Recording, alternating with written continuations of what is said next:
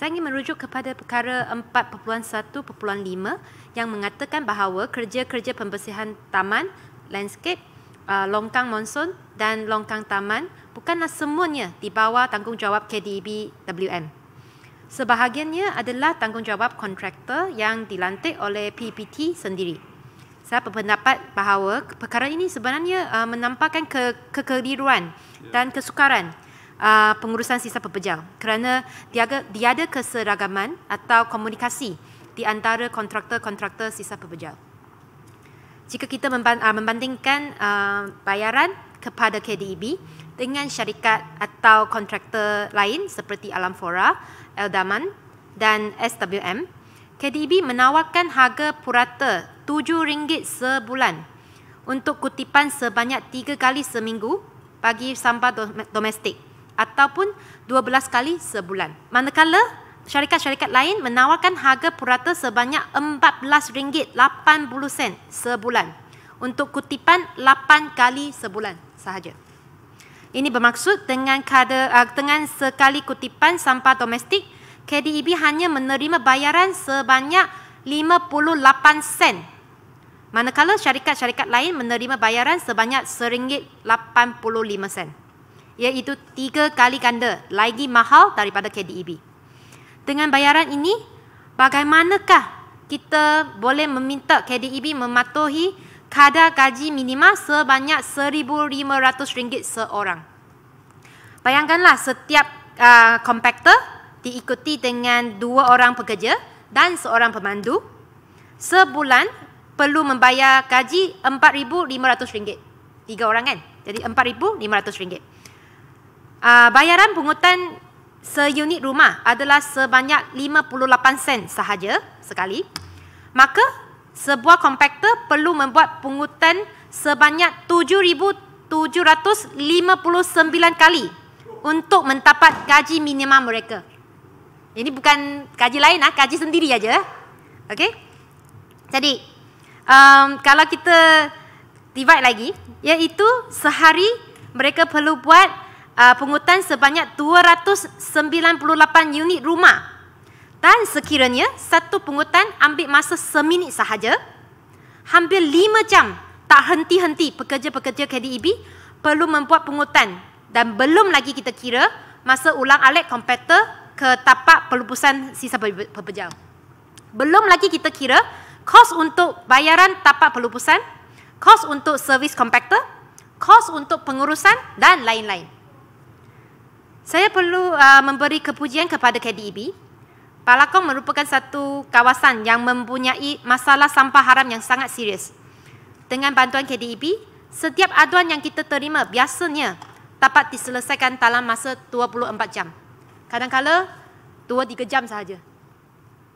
Jadi, belum lagi saya sebut tentang bantuan yang disalurkan oleh KDEB semasa banjir kilat yang berlaku pada tahun lepas. Kolku baru ingin bersilah. Sila. Terima kasih. Yang berhormat Balakong, nampak KDEB dekat Balakong sangat baik. Adakah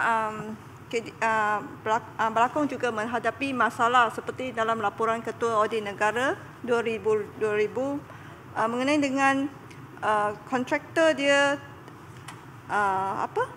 tidak mencabut iklan haram? Bagi kawasan saya sebenarnya iklan haram ni biasa sebenarnya bukan tanggungjawab KDEB. Dia sebenarnya di bawah PPT. Kenapa ada iklan-iklan haram? Tapi dengan setiap aduan yang saya boleh cakap, yang saya hantar kepada KDEB, setiap aduan diselesaikan.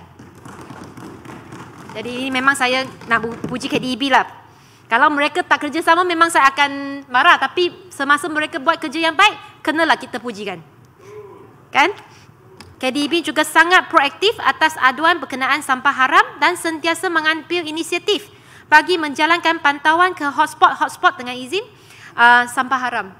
Dengan ini, saya ingin mengesyorkan bahawa dengan kos yang terlalu rendah sampai tahap tidak munasabah dan efisiensi dan komitmen yang tinggi, dan juga memandangkan KDEB merupakan syarikat yang dimiliki oleh Kerajaan Selangor, kita seharusnya memberi semua kontrak pengurusan sisa pekerja yang diuruskan oleh PPT, termasuklah kerja-kerja pembersihan taman, landscape, longkang monsun dan longkang taman kepada KDEB untuk mengurangkan kos dan meningkatkan efisiensi kerja pembersihan.